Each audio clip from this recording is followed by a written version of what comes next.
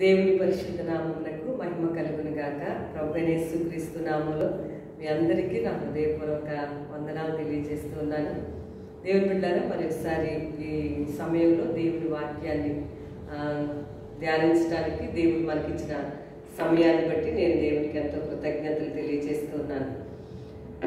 అనుదినము ఆయన గడప దగ్గర కూర్చుని ఆయన వాక్యాన్ని వినేవారు ధన్యులని బైబిల్లో రాసు. ప్రతిరోజు కూడా ప్రతి దినము ఆయన గడప దగ్గర కూర్చుని అంటే ఆయన యొక్క దేవుని మాటలు వినడం అనేది ఎంతో శ్రేష్టమని దేవుని అలాంటి వారు ధన్యులని వాక్యంలో మనం చూస్తూ ఉన్నాం. ఈరోజు మరి దేవుని మాటలు వినే ఒక మంచి అవకాశాన్ని ధ్యానం చేసుకోవడం, మన జీవితాల్లో మరి దేవుని యొక్క మాటలు చూడడానికి ప్రభు మనకిచ్చిన మంచి సమయాన్ని బట్టి నేను దేవునికి ఎంతో కృతజ్ఞతలు తెలియజేస్తున్నాను. ఈరోజు మనం 139వ కీర్తనలో ఉన్న వచనాన్ని చూద్దామండి. మొదటి 2 వచనాల్లో నుంచి ఒక చక్కటి దైవ వర్తమానాన్ని పరిశుద్ధాత్మ దేవుడు మనకి బోధించేటట్లుగా మనం ప్రార్థనాపూర్వకంగా సిద్ధపడదాం. కీర్తనల్లో 139వ కీర్తన మొదటి 2 వచనాలండి. 139వ కీర్తనలో మొదటి 2 వచనాల్లో, యెహోవా నీవు నన్ను పరిశోధించి తెలుసుకొని ఉన్నావు, నేను కూర్చుండుట నేను లేచుట నీకు తెలియను, నాకు తలంపు పుట్టక మునిపే నీవు నా మనస్సు గ్రహించుచున్నావు. ఇక్కడ మనం చూసినప్పుడు దావీదు కీర్తనలో 139వ కీర్తనలో ఉన్న మొదటి 2 వచనాల్లో ఒక చిన్న మాటను మనం ధ్యానం చేద్దామండి. ఆ మాట 2వ వచనంలో రాసు. అంటే మొదటి వచనంలో దేవుడు మనల్ని ప్రతి విషయంలో కూడా పరిశోధించి తెలుసుకుంటాడు అనే విషయం ఖచ్చితంగా మనకి కనిపిస్తూ ఉంది. నీవు నన్ను అంటే పర్సనల్గా ఒక్కొక్కరిని కూడా దేవుడు పరిశోధిస్తాడు, ప్రతి ఒక్కరి గురించి కూడా దేవుడు తెలుసుకుంటాడు కదండి. అది ఆ విషయం మనకి కూడా బాగా తెలుసు. 2వ వచనంలో ఏమి రాస్తుందంటే, నేను కూర్చుండుట నేను లేచుట నీకు తెలియను.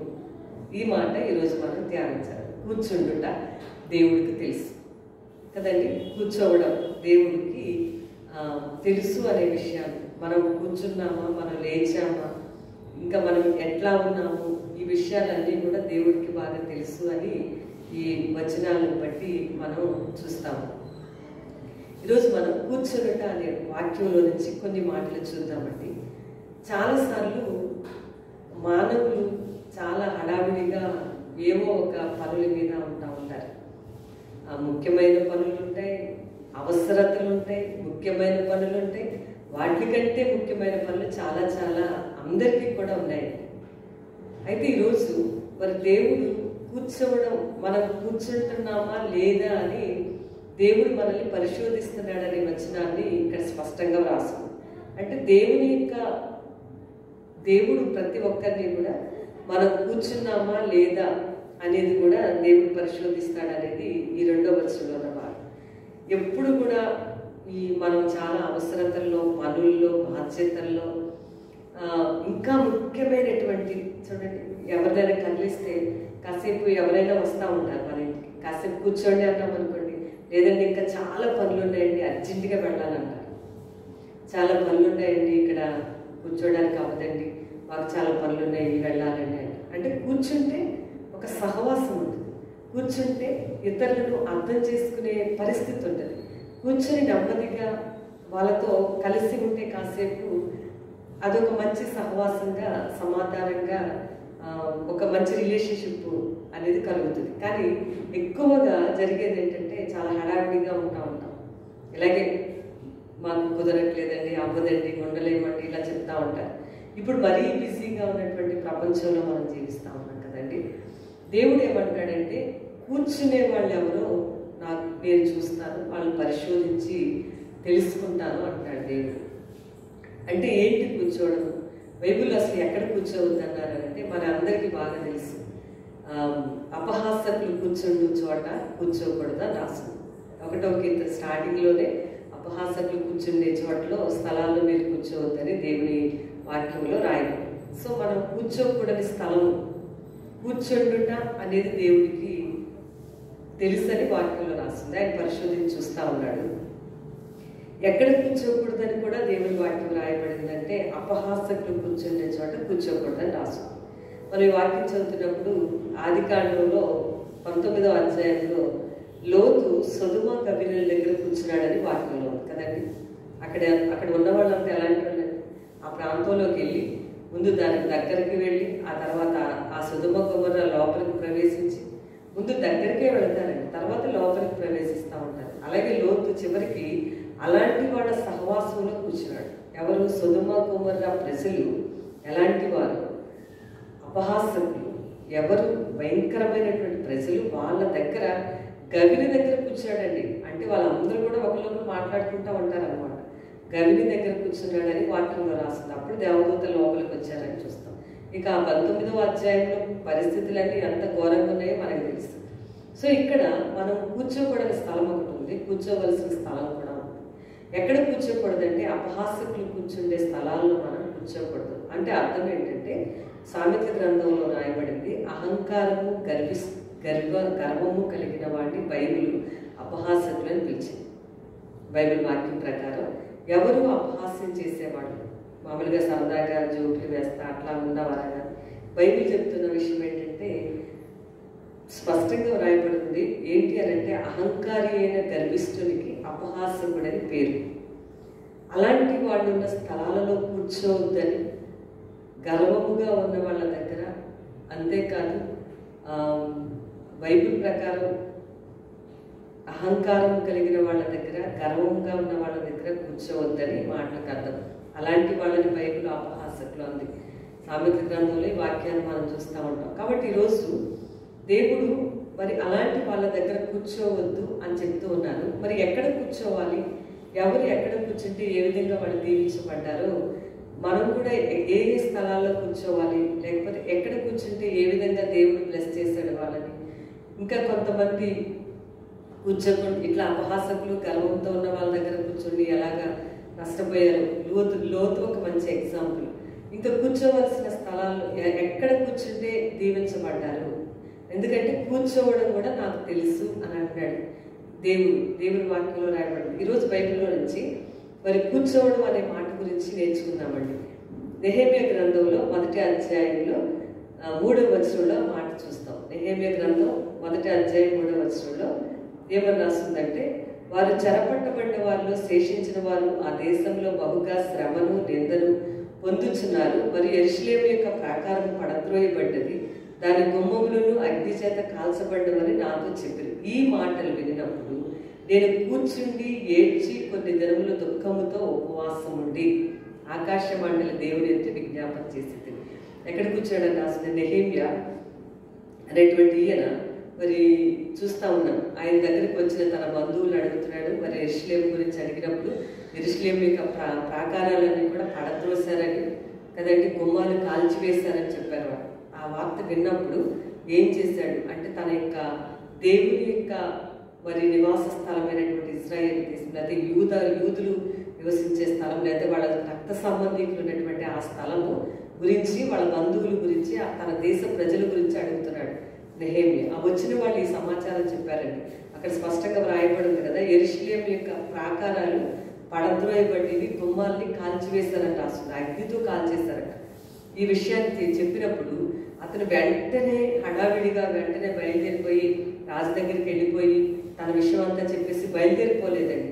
ఆ అధ్యాయంలో ఒక చక్కటి మాట, కొన్ని దినములు అతడు ఈ మాటలు వినినప్పుడు నేను కూర్చుండి అనే మాట చూస్తా ఉన్నాం. నేను కూర్చుండి ఏడ్చి, మొదటిగా అతను కూర్చున్నాడు ఈ విషయం తెలుసుకున్నప్పుడు. అంటే యెరూషలేము యొక్క ప్రాకారాల విషయము, లేకపోతే ఆ గుమ్మాలని కాల్చివేశారు, లేకపోతే ప్రాకారాలను పడద్రోసేశారు, ఈ విషయం అంతా తెలిసిన తర్వాత అతను తెలుసుకుని వెంటనే హడావిడిగా వెళ్ళిపోతూ ఏదో ఒక పని చేసేద్దామని చెప్పి రాజుగారి దగ్గరికి వెళ్ళిపోయి, ఎందుకంటే రాజుగారి దగ్గర తన గిన్నె అందించే ఉద్యోగం కదండి. మరి అయితే అతను అలా చేయలేదు, కానీ కొన్ని దినాలు కూర్చుండి ఏడ్చి దేవుని సన్నిధిలో విజ్ఞాపన చేశానని అతను చెప్పాడు. ఒక భయంకరమైన శ్రమ, లేకపోతే మరి ఒక భయంకరమైనటువంటి కష్టము, యెరూషలేము దేవుని యొక్క సంఘము, యెరూషలేము దేవుని యొక్క సమాజానికి సంబంధించిన విషయము గురించి అడిగితే అక్కడ పరిస్థితులు ఏవి కూడా సరిగ్గా లేవని అతను తెలుసుకున్నాడు. అప్పుడు కూర్చున్నాడు అన్నమాట. కూర్చోకుండా హడావిడిగా వెళ్ళిపోతే ఏ పని కూడా అతనికి అయ్యేది కాదు. ఏడ్చి కొన్ని దినాలు ఉపవాసం ఉండి అతడు అక్కడ ప్రార్థన చేసుకున్నాడు. అక్కడ ప్రేయర్ చేసేటప్పుడు మనం చదివితే కనుక మా పితరుల పాపాలు మా పాపాలు కూడా క్షమించమని నెహెమ్యా అడుగుతున్నాడు. ఎప్పుడైనా మనం ఒక విషయాన్ని జ్ఞాపకం చేసుకోవాలి. నెమ్మదిగా నిబ్బరంగా ప్రభు సన్నిధిలో కొంత సమయాన్ని వెచ్చించి మనం కూర్చుంటే దేవుని దృష్టికి వ్యతిరేకంగా మనకి ఆయనకి మధ్యలో ఉన్న విషయాలేంటో అర్థమవుతాయి. అప్పుడు ఆయన క్షమించమని అడిగి ప్రార్థన చేయడానికి మనకి వీలవుతుంది. ఎందుకంటే ఒక మంచి మాట నేను మీకు గుర్తు చేయాలనుకుంటున్నా. మన రహస్య పాపాలు దేవుని ముఖకాంతిలో కనబడతాం. మనం ఎంత పరిచర్య చేయడానికి పరుగులు తీసినా, పరిగెత్తుతూ రోజంతా సేవ చేసినా, దేవునికి మన హృదయ అంతరంగంలో పాపము కనుక ఉన్నట్లయితే కనుక తప్పనిసరిగా మరి దాన్ని ఒప్పుకోకుండా హడావిడి పడుతూ పరిచర్య అయినా లేకపోతే వాక్యం అందించే పనైనా ఇంకో పనైనా మనం పరుగులు తీయడం వల్ల లాభం లేదు. కానీ నెమ్మదిగా దేవుని సన్నిధిలో కొంత సమయాన్ని మనం వెచ్చించి కూర్చున్నట్లయితే మనకి వెంటనే పరిశుద్ధాత్మ దేవునికి ఇష్టం లేని విషయాలు జ్ఞాపకం చేస్తాడు. ఆ విషయాన్ని జ్ఞాపకం చేసినప్పుడు నెహెమ్యా ఏమన్నాడంటే, నీకు విరోధముగా చేసిన మా పితరులు మేము నీకు విరోధంగా చేసిన పాపాలన్నీ కూడా క్షమించమని చెప్పి అడుగుతున్నాడు. మన పాపాలు ఆయనకు తెలుసు, మన రహస్య పాపాలు ఆయన ముఖకాంతిలో కనిపిస్తూ ఉన్నాయని రాసింది. కాబట్టి ముందుగా మనం సరి చేసుకోవడానికి వీలవుతుంది. కూర్చున్నప్పుడు మనం సరిగ్గా దేవుని సన్నిధిలో మనసు పెట్టి కూర్చున్నప్పుడు దేవునికి మనకి మధ్యలో ఏదైతే ఉందో మన మనస్సాక్షి అనే దీపం మనకి తెలియజేస్తూ ఉంటుంది. మనస్సాక్షి చెప్పిన ప్రకారం మనం ఒప్పుకొని విడిచిపెట్టి ప్రార్థన చేస్తే తప్పనిసరిగా దేవుడు కనికరిస్తాడు. కూర్చోకుండా హడావిడిగా పరుగులెత్తితే తన పాపం లేక తన పితరుల యొక్క అవిధేయతలు కూడా అతను ఒప్పుకొని క్షమించమని అడుగుతూ ఉంటాడు. ఈరోజు దేవుని బిడ్డలారా, నెహెమ్యా అలా కొన్ని దినాలు కూర్చోవడం వలన రాజుగారి దగ్గరికి వెళ్ళినప్పుడు రాజుని తను అడగలేదు, కానీ రాజుగారే అడిగారు, నెహెమ్యా నువ్వెందుకు అట్లా ఉన్నావు అని చెప్పి. వెంటనే తన యొక్క దేశం గురించి చెప్పడం, అక్కడి నుంచి బయలుదేరి యెరూషలేము యొక్క పని చేయడానికి బయలుదేరటం నెహెమ్యా గ్రంథంలో మనం చూడవచ్చు. కాబట్టి ఈరోజు దేవుని యొక్క సమాజానికి సంబంధించిన విషయాలు కానీ, దేవుని సమాజానికి సంబంధించిన ఆటంకాలు కానీ, దేవుని రక్తంతో కొనబడిన దేవుని ప్రజలకు ఉన్న సమస్యలు కానీ మనము తెలుసుకున్నప్పుడు తప్పనిసరిగా, సంఘము అంటే మనుషులే కదండి, తప్పనిసరిగా కొన్ని దినాలు కూర్చుని ఏడ్చి ప్రార్థించే వారంగా మనం ఉండాలి. అంతేకాదు ఆ నెమ్మదిగా మనం కూర్చున్నప్పుడు దేవుడు తప్పనిసరిగా మన జీవితాల్లో ఆ ప్రార్థనను బట్టి ఒక్క అధ్యాయంలో అతడు చేసిన ఆ ఉపవాస ప్రార్థన తర్వాత అధ్యాయాలు విజయానికి కారణమైంది. కాబట్టి కూర్చుండుట అనేది చాలా ప్రాముఖ్యమైనటువంటి విషయం. కూర్చోకుండా నిలబడలేమండి. ఇతను కూర్చోన్నాడు కాబట్టి కొన్ని దినాలు ఆయన లేచి ఆ యెరూషలేము వెళ్ళి ఆ గొప్ప రీకన్స్ట్రక్షన్ వర్క్ చేయడానికి ప్రేరేపించబడ్డాడు. కాబట్టి హడావిడిగా పరుగులెత్తడం కంటే కూడా ప్రభు సన్నిధిలో నిబ్బరంగా సమయం గడపడం అనేది చాలా మంచిది. ఎస్తేరు గ్రంథంలో మొర్దెకై కూడా కూర్చున్నాడు. చూడండి, ఎస్తేరు గ్రంథం 2వ అధ్యాయంలో ఇక్కడ మనం చూస్తూ ఉంటాము. ఎస్తేరు గ్రంథం 2వ అధ్యాయంలో 21లో, ఆ దినములలో మొర్దెకై రాజు గుమ్మంలో కూర్చుని ఉండగా, మొర్దెకై ఇక్కడ మరి ఎక్కడ కూర్చున్నాడంటే రాజుగారి గుమ్మాల్లో కూర్చున్నాడట. 22వ వచనంలో కూడా రాస్తుంది, రాజుగారి గుమ్మంలో అతను కూర్చున్నప్పుడు ఆ ద్వార పాలకులు రాజుగారిని చంపాలనే ప్లాన్ వేస్తూ ఉన్నారు. ఆ ప్లాన్కి అది తెలుసుకొని ఆ విషయాన్ని ఎస్తేరు రాణికి చెప్పడం, ఆ విధంగా వీళ్ళిద్దరికీ కూడా ఉరిశిక్ష అనేది ఆ రోజుల్లో వాళ్ళు విధించడం మనం చూస్తూ ఉన్నాం. కాబట్టి ఉరి వేశారని రాసింది, ఉరి తీయింపబడ్డారు. అంటే ఎక్కడ కూర్చున్నాడంటే ఆ రాజుగారి గుమ్మం దగ్గర ఇద్దరు కూర్చొని ఉన్నాడు. ద్వారపాలకులు ఇద్దరు మాట్లాడుకున్న విషయాన్ని ఆయన అక్కడ ఉన్నాడు కాబట్టి విని రాజుగారికి చెప్పడం, రాజుగారి ప్రాణాన్ని ఆ విధంగా అతను కాపాడడం జరిగింది. మనకు తెలుసు, కరెక్ట్గా యూదుల యొక్క ప్రాణం, మొర్దెకై ప్రాణంతో సహా యూదుల యొక్క ప్రాణం అంతా తీయడానికి రాజుగారి ప్లాన్ వేసుకున్నప్పుడు ఆ రాత్రి రాజుగారికి నిద్ర పట్టలేదు. మరి ఆ రాజగ్రంథం చదివి వినిపించమన్నాడు రాజుగారు. వినిపిస్తూ ఉన్నప్పుడు ఈ వద్దకేకి ఏమైనా మనం సహాయం చేశామా? ఇతను మేలు చేశాడు కదా మనకన్నప్పుడు, లేదు రాజా మనం వద్దకేకి ఏమీ కూడా మేలు చేయలేదంటే, అయితే అతనికి సన్మానం చేయమని చెప్పి కబురు పెట్టాడు. ఏ టైంలో కరెక్ట్గా ప్రాణం యూదులు వద్దకేతో సహా ప్రాణం పోవలసిన సందర్భంలో ఒక అద్భుతంగా దేవుడు ఈ కార్యము ఇక్కడ కూర్చున్నప్పుడు తనకు తెలిసిన విషయాన్ని రాజుగారికి చెప్పినప్పుడు ఆ విధంగా అతనికి ప్రాణాపాయం తప్పించబడ్డారు యూదులు, తన ప్రాణం కూడా కాపాడబడింది. ఈరోజు ఇక్కడ రాజుగారి గుమ్మం దగ్గరే కూర్చున్నాడు వద్దకి. రాజులకు రాజు ప్రభులకు ప్రభు అయిన దేవుని యొక్క పాదాల దగ్గర మనం కూర్చోవాలని ఇక్కడ మనం నేర్చుకున్నాం కదా. బైబిల్లో కోరల కుమారులు చక్కటి మాటలు మాట్లాడారు కదండి. నీ సన్నిధిలో ఒక దినము గడుపుట, నీ మందిరావరణాలలో ఒక దినము గడుపుట 1000 దినాల కంటే కూడా శ్రేష్టము, భక్తిహీనుల గుడారాల్లో నివసించటం కంటే నా దేవుని మందిర ద్వారము దగ్గర కూర్చుండటం మాకు ఇష్టం అన్నారు. దేవుని మందిర ద్వారాల దగ్గర కూర్చుంటే అది ఎంతో శ్రేష్టము, ఎంతో మంచి కదండి. రాజు మొర్దెకై అంత గొప్ప పని చేస్తే ఆ రాజుగారి ద్వారం దగ్గర కూర్చున్నందుకు అంత మేలు జరిగింది ఆయనకి. మన రాజులకు రాజు ప్రభులకు ప్రభు అయినటువంటి దేవుని పాదాల దగ్గర మనం కూర్చుంటే మనకి అంతకంటే ఎక్కువగా ధన్యత కలుగుతుంది, ఆశీర్వాదము, ఆనందము కలుగుతుందని ఈరోజు దేవుని వాక్యంలో నుంచి మనం నేర్చుకుంటున్నాం. మొర్దెకైకి అక్కడ కూర్చోవడం, మన దేవుని పాదాల దగ్గర అనుదినము ఆయన గడప ఎంత కనిపెట్టుకుని ఆయన ఉపదేశాన్ని వినేవారు, లేకపోతే ధ్యానించేవారు, చదివేవారు ధన్యులు. ఎందుకు అనంటే మనం కూడా దేవుని మందిరావరణాల్లో వచ్చినప్పుడు దేవుని మాటలు వినడం, చదవడం, ప్రతిరోజు వాక్యాన్ని సరిగ్గా ధ్యానం చేసుకోవడం చాలా మంచిదండి. ఎందుకంటే నీ వాక్యమే, దేవుని మాటలే మనం పాపం చేయకుండా మనల్ని అడ్డుపడతా ఉంటాయి. కాబట్టి వాక్యాన్ని మనసులో ఉంచుకుంటే పాపం చేయకుండా ఉండటానికి దేవుడు మనకి తన కృప అనుగ్రహిస్తాడు. కాబట్టి మొదటికే అక్కడ కూర్చోవడం, రాజుగారి గుమ్మంలో కూర్చోవడం, అతని ప్రాణం కాపాడబడింది. ఇంకా మరొక వ్యక్తిని చూపిస్తాను. దానియేలు గ్రంథంలో దానియేలు కూడా కూర్చోడండి. ఎప్పుడు దానియేలు ఏం చేసేవాడంటే తనకు ఒక అలవాటు ఉందండి. యథావిధిగా తన అలవాటు ఏంటంటే రోజుకు 3 సార్లు చొప్పున మోకాళ్ళని ప్రార్థన చేయడం, అతను దేవుని సన్నిధిలో ఉండటం అతనికి అలవాటు.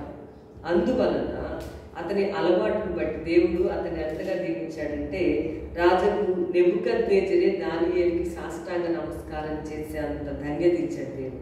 ఆ విషయం దానియేలు గ్రంథం 2వ అధ్యాయం 46లో మనం చూస్తాం. దానియేలుకి అలవాటేమో దేవుని సన్నిధిలో మోకాళ్ళతో ఉండటం అలవాటు అతనికి. దేవుని సన్నిధిలో కూర్చోవడం దానియేలుకి అలవాటు.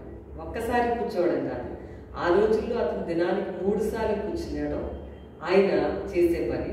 కాబట్టి దేవుడు కూడా ఏం చేశాడంటే దానియేలుకి సాష్టాంగ నమస్కారం, అతను కూర్చుంటాడు, ప్రజలము ఇతనికి సాష్టాంగ నమస్కారం చేస్తారు. అంటే రాజు సహితము, చక్రవర్తి సహితం నెబుకద్నెజరే సాష్టాంగ నమస్కారం చేస్తారు. ఈరోజు మనం ఏం చేయకుండా అందరూ మనం చెప్పిన మాట వినేసేయాలి, అందరూ మనం ఏం చెప్తే అది పాటించాలనుకుంటాం.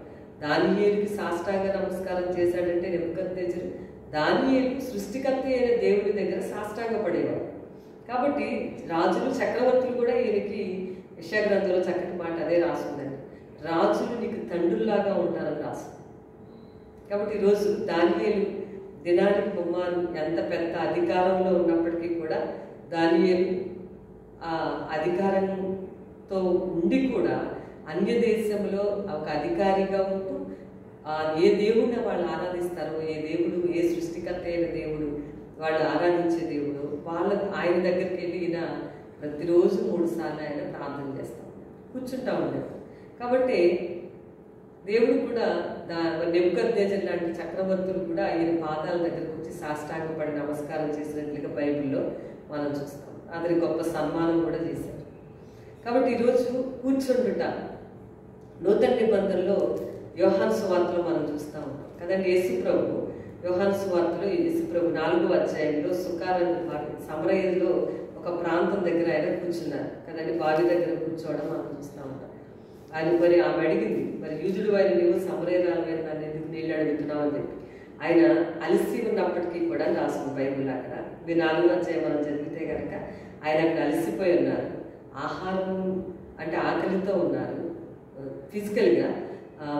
మధ్యాహ్నం సమయం అని చెప్పి బైబిల్లో నోట్ చేశారు. ఇవన్నీ చూసినప్పుడు అలా ఉన్నప్పటికీ కూడా సమరయలో ఆయన ఒక దగ్గర బావి దగ్గర కూర్చున్నారని 6వ వచనం, 4వ అధ్యాయం యోహాను సువార్తలో 6వ వచనంలో అక్కడ యాకోబు బావి ఉండేది కనుక యేసు ప్రయాణం వల్ల అలసిన రీతినే ఆ బావి అంత కూర్చుండెను. అప్పటికి ఇంచుమించు 12 గంటలు అయింది. అలసిపోయినప్పటికీ సమరయ ప్రాంతంలో బావి దగ్గర కూర్చున్నారు. బాగా ఆకలి వేస్తున్నప్పటికీ బావి దగ్గర కూర్చున్నారు ఆయన. అలా కూర్చోవడం ఒక అద్భుతంగా, ఒక ఆశ్చర్యకరంగా ఒక స్త్రీకి గొప్ప రక్షణ వచ్చింది. ఆమె ద్వారా ఆ ఊరు వారందరికీ రక్షణ వచ్చింది. ఆ తర్వాత యేసు ప్రభు పరిచర్యలో ప్రాముఖ్యమైనటువంటి స్త్రీగా సమరయ స్త్రీని మనం చూస్తాం. దేవుని బిడ్డలారా, ఈరోజు మనం మరి ఒక్కొక్కసారి అలసిపోయినప్పటికీ కూడా, ఒక్కొక్కసారి ఒక్కళ్ళే కలవాల్సి వచ్చినప్పటికీ కూడా, ఒక్కొక్కసారి బాగా ఆకలితో ఉన్నప్పటికీ, ఒక్కొక్కసారి లేకపోతే ఇతర సమస్యలతో ఉన్నప్పటికీ కూడా, ఒక్కొక్కసారి మన యొక్క అనేక రకాల పోరాటాల మధ్యలో మనం ఉన్నప్పటికీ కూడా, మనము అలసిపోయినా సరే, లేకపోతే దాహం కన్నా, లేకపోతే ఆకలి వేసినా, లేకపోతే అనేక సమస్యల శ్రమల్లో నడుస్తూ ఉన్నప్పటికీ కూడా మనము ఆత్మను రక్షించే వారంగా ఉండాలని దేవుని వాక్యాన్ని బట్టి యేసు ప్రభు అక్కడ కూర్చోవడం వల్ల, ఆమెతో మాట్లాడడం వల్ల, ఆమె రక్షించబడి ఆమె ఊరు వారందరినీ రక్షణలోకి ఆమె నడిపించింది. యేసు ప్రభు కూడా గెత్సెమనే తోటలో కూర్చున్న సంఘటన మనం చూస్తూ ఉంటాం కదండి. మరి బైబిల్ మనం చాలాసార్లు చదువుతుంటాం. యేసు ప్రభు గెత్సెమనే తోటలో కూర్చోవడం వలన మానవాళికి రక్షణ వచ్చింది. ఆ శిలువ కార్యాన్ని ఆయన చేశారు. మనం అక్కడ కూర్చోకుండా నిద్రపోయిన, అక్కడ శుభ్రంగా నిద్రపోతున్న ఈయనేమో లూకాసు సువార్త 22లో రాస్తుంది. మరి ఆయన ఒలీవల కొండకు, తర్వాత ఆ గెత్సెమనే తోటకి వెళ్ళి ఆయన ప్రార్థన చేశారు. ఆయన కూర్చున్నారు. ఆయన కూర్చోవడం వలన ఆయన బలపరచబడ్డారు. దేవదూత వచ్చి బలపరచడం మనం అక్కడ చూస్తాం. అక్కడ బలపరిచాడు దేవదూత వచ్చి. అంత చెమట రక్తంలాగా కారినంత ప్రార్థన చేశారు ఆయన. దాని ద్వారా శిల్వయాగం చేసి మానవాళికి రక్షణ భాగ్యాన్ని యేసు ప్రభు ఇచ్చారు. శిష్యులు మెలకుగా ఉండి ప్రార్థన చేయండి అని చెప్తే అందరూ నిద్రపోయారు. నిద్రపోయిన వాళ్ళు క్లియర్గా పేతుని నోట్ చేశారు కాబట్టి నోటీసులోకి వచ్చిన పేతు తర్వాత ఎంత శోధనలోకి వెళ్ళిపోయాడో బైబిల్లో మనం చూస్తాం. కాబట్టి మన జీవితాల్లో బైబిల్లో రాస్తుంది, మనకి చాలా చేయవలసిన పనులు ఉంటాయి. ఆ గెత్సెమనే తోటలో యేసు ప్రభు ఆ యొక్క ప్రార్థన, లేకపోతే దేవదూత బలపరచడం, ఆ చెమట రక్తంలాగా కారినంత పరిస్థితి అయినప్పటికీ కూడా విజయాన్ని సాధించారు. జయశీలుడిగా ఆయన తిరిగి లేచారు. మానవాళికి రక్షణ ఇచ్చారు. అంతేకాదు పునరుద్ధ 3వ రోజున తిరిగి లేచారు. మళ్ళా 2వ రాకడలో యేసు ప్రభు త్వరగా రానై ఉన్నారు. దేవుడు ఏమంటాడంటే, మీరు కూర్చోవడం నాకు తెలుసు, మీరు కూర్చోకపోవడం కూడా నాకు తెలుసు అన్నాడు. ఈ విషయాన్ని బట్టి మనకు అదే అర్థం. కూర్చోండటం వలన వీళ్ళందరూ కూడా, అబ్రహాము మమ్రే దగ్గర కూర్చున్నప్పుడు గొప్ప ఆశీర్వాదం చూశాడు కదండి. మరి తల పైకెత్తి చూశాడని రాసింది అక్కడ. మామూలు కూర్చోవడం కాదు, అది తల పైకెత్తాడు. సృష్టికర్త అయిన ఆయన వైపు చూశాడు అనమాట. కాబట్టి అద్భుతమైనటువంటి ఇస్సాకు తర్వాత సంవత్సరంలో ఆయన పొందుకున్నాడు. ఈరోజు మన జీవితాన్ని వాక్యం వినలేనంత బిజీ, ప్రార్థన చేసుకోలేనంత బిజీ, సంఘానికి రాలేనంత పరిస్థితి, చాలా పనులు కార్యక్రమాలు మాత్రమే కాదు, కానీ ఆయన సన్నిధిలో కూర్చోవడం కూడా మనం అలవాటు చేసుకోవడం ఎంతో మంచిది. మరియా, వేతనీయ మరియా యేసు ప్రభు పాదాల దగ్గర కూర్చుంది. ఆయన బాధ వింటూ ఉంది. కాబట్టి మార్త హడావిడిగా వచ్చి ప్రభువా ఏంటిలాగా అని చెప్పినప్పుడు ఉత్తమమైనది, అవసరమైనది ఒక్కటే, అది ఉత్తమమైనదని యేసు ప్రభు పాదాల దగ్గర కూర్చొని ఆయన మాట్లాడటాన్ని ఆయన నోట్ చేశారు. కాబట్టి ఈరోజు మనం కూడా ఆయన పాదాల దగ్గర కూర్చోవడం, ఆయన పాదాల దగ్గర కూర్చొని ప్రార్థన చేయడం, ఆయన సన్నిధిలో కూర్చొని వాక్యం ధ్యానించడం, ఆయన సన్నిధిలో ఉండడం, ఇది నేను పరిశోధిస్తా ఉన్నాను. ప్రతి ఒక్కరిని కూడా కూర్చున్న వాళ్ళు ఎవరో నాకు బాగా తెలుసు అంటున్నాడు. కాబట్టి ఈరోజు మన జీవితాల్లో అపహాసకులు, గర్విష్ఠులు, లేకపోతే అహంకారం కలిగిన వారి దగ్గర కూర్చునే వారంగా కాకుండా దేవుని సన్నిధిలో కూర్చుని ఆయన పాదాల దగ్గర ప్రార్థించేవారముగా, వాక్యాన్ని ధ్యానం చేసేవారముగా, దినాలు సంవత్సరాలు అటు ఇటు డైవర్ట్ అవ్వడానికి ఎక్కువ పరిస్థితులు ఇప్పుడు మనకు ఉన్నాయి.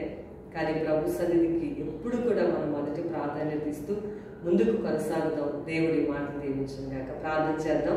మహాపరిశుద్ధుడా, నీకు వందనాలు, స్తోత్రాలు చెల్లిస్తూ ఉన్నాం.